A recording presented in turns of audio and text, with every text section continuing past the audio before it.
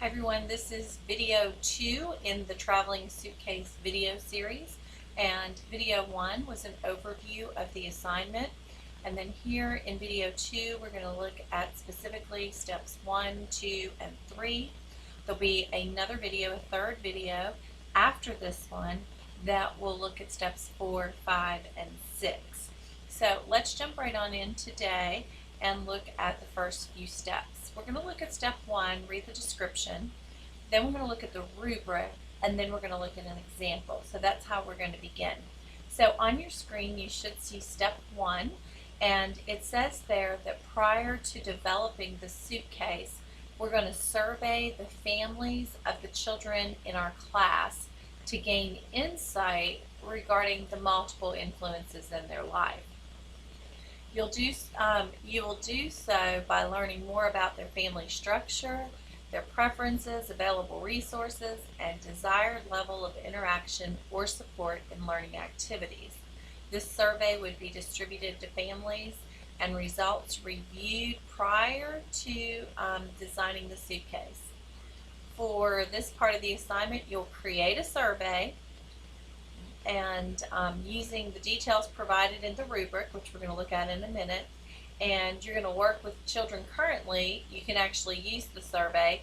If you're not currently working with children, you'll provide fictitious data about what you've got from the survey results. Either real or fictitious data will drive your design of the traveling suitcase.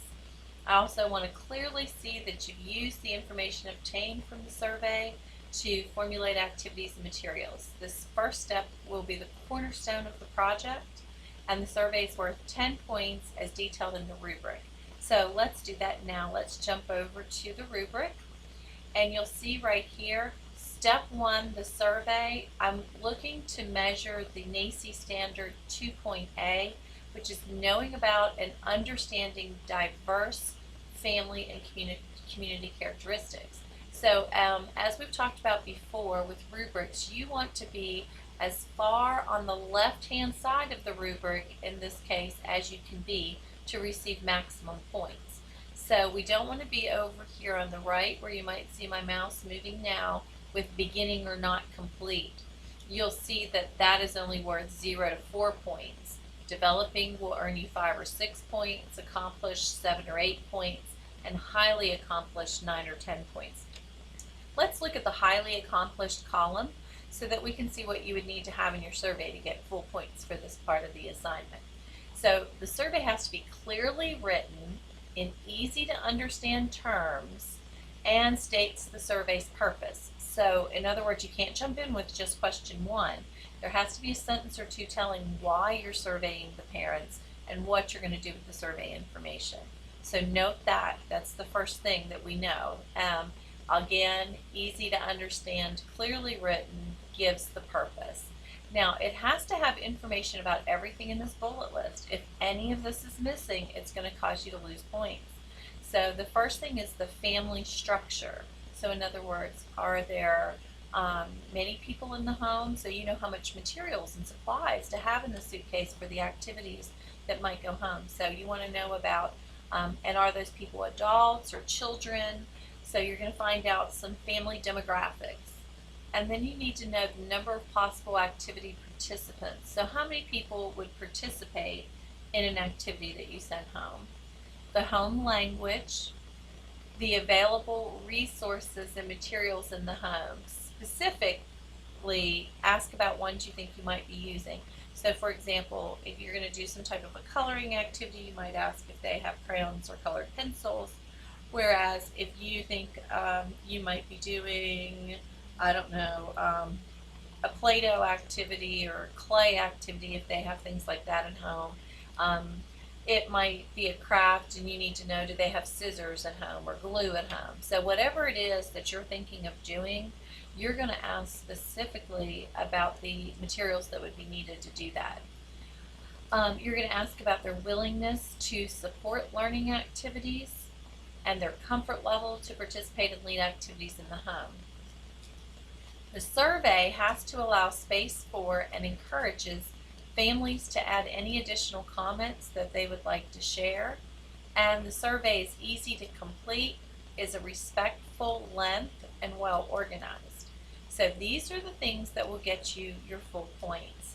Let's look now at a sample survey, and here is one.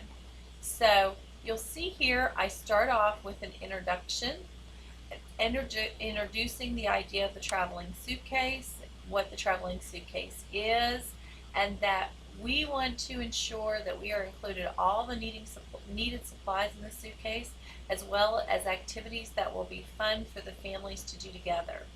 So I'm telling you why I'm sending home the survey. Then I ask them to complete it, and then I sign who it's from so that they have the information. So then all of the items that you saw on the bullet list, you'll see here how many family members would participate in activities. What is the primary language spoken in your home? Please mark all the following materials that you have available in your home for use with activities. Would you enjoy engaging in learning activities with your student at home? Are you comfortable following directions and leading activities with your student?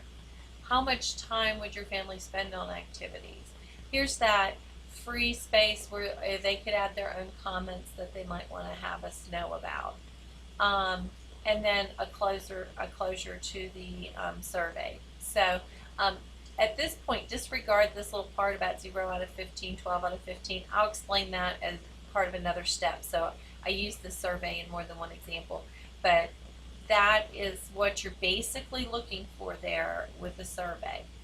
So now let's jump back and see about the next step. So we're going to make that survey. The second step is that you're going to come up with the age group, class size that the traveling suitcase was designed for. All activities and items contained in the suitcase need to be age appropriate as well as the suitcase itself. So in other words, I would hate to see a huge size book bag for a really small 2-year-old. It should be a 2-year-old size book bag if you're making this for 2-year-olds. Again, it needs to be something, especially if it's a young child, that it's age appropriate, size appropriate, weight appropriate, that they're going to be able to carry and contain. Also, if you're working with school age students and it may need to go home and back and forth on buses, you're going to definitely need to either make it that it's going to fit within their book bag, or that it's going to be sturdy enough that it's not going to pop open and materials fall out while the students are on the bus, or in after school care or something like that. So definitely you're going to want to give some great thought to that aspect of it. Let's see. The number of children in the class and the time involved in completing the activities should steer the amount of time that each family keeps the suitcase in their home.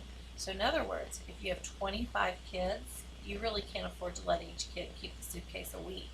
You're going to run out of time. Plus, by the time the last child gets it, it's old news, and you've kind of missed the learning opportunity for it there. You're going to have moved on to new topics 5 times over at least. So you definitely want to be considering all of these different aspects. Careful consideration should be given to how long it will take for the suitcase to make it through the class, and if that amount of time and patiently waiting is appropriate to the age of the children. Activities and quality of materials should also be appropriate to the number of families who will interact with the suitcase. Durability, the amount of consumable products, and by consumable products I mean like if you're going to do some type of a craft that you're having to replenish the box all the time, that's going to make it quite burdensome. So you want to be careful of too much of the consumable type products in there. And as one side note, you can always create 2 of these boxes. So if it was something that you do have 25 children in a class and you would like for them to be able to keep it a week, then you might need to make more than one box. So you could just make duplicates that would be traveling at the same time. So there are ways around that so that you don't have to rush families into just 1 or 2 nights with the suitcase. Let's see what else we have here. There should be an appropriate number of activities which reflect multiple areas of children's development and learning for the age of the child. And using the information about age and class size to demonstrate understanding of young children's characteristics and needs are worth 10 points. and they're detailed in the rubric. So let's go back to the rubric again to look at phase 2. Here again is 2, and I'm looking specifically at NAEYC Standard 1A, knowing and understanding young children's characteristics and needs from birth through age 8. And here is a list of exactly what I'm going to look for if you want maximum points. So the age group the suitcase was designed for is clearly indicated. So somewhere on here you need to clearly tell me what age it's for. Age appropriateness is displayed in the following areas: the size of the suitcase, the weight of the suitcase, that a child could easily handle that suitcase independently. All of the activities inside the suitcase would be appropriate for that age, and then all materials and resources used for the activities are also appropriate. Again, if you tell me 2-year-olds, there shouldn't be sharp pointy scissors in there. The number of activities also, so if you're talking 2-year-old, there wouldn't be 6 activities in that box. That'd be far too much. The activities enhance many 3 or more areas of development. So in other words, they aren't all cognitive or all physical. They might be reading a story where the family reads the story to the child. Maybe it's going to be singing a song or putting together a puzzle. So we're going to hit on different areas of activity, or maybe they're going to jump rope, some type of, obviously this isn't still in a 2-year-old example, but something physical. So different areas though of development. The group size the suitcase was designed for is clearly indicated. So just like you tell me the age, you're going to tell me how many kids are in that group or grade or class.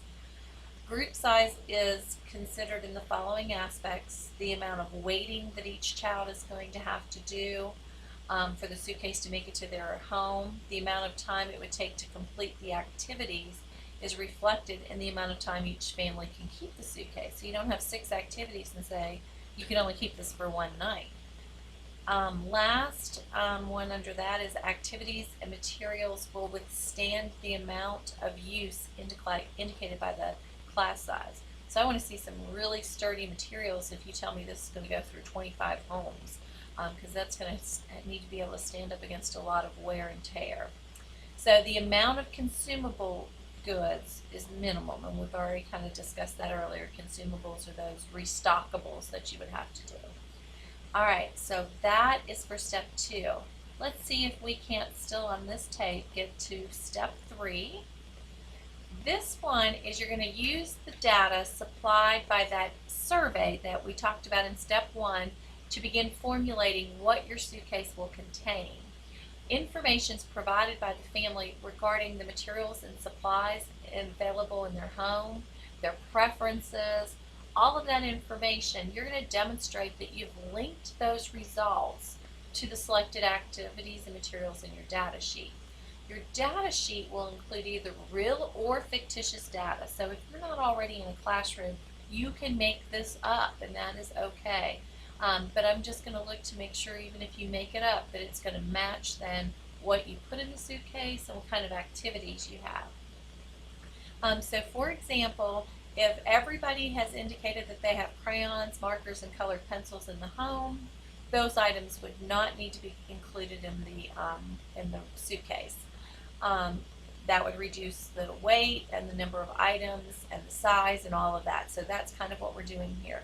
The results should move you beyond mechanics and also affect areas such as time spent, because they told you how long they were willing to spend. If everybody said 10 minutes and then you've included 6 activities, that's the kind of thing I'm going to be looking for to go, wait, you're not using the feedback that these families gave you. And all of the combined data plus developmentally appropriateness from step 2 will be combined to create this traveling learning environment. And so let's quickly, before we run out, we're quickly jumping to the rubric here to look at step 3 of how that would be, how you would earn your grade. It's here, and what we're saying is that the data, I'll be able to see that each survey question has associated data and action item. So how the data drove selection, how data drove materials, how data drove the length of activities, and how it impacted some of the decisions you've made.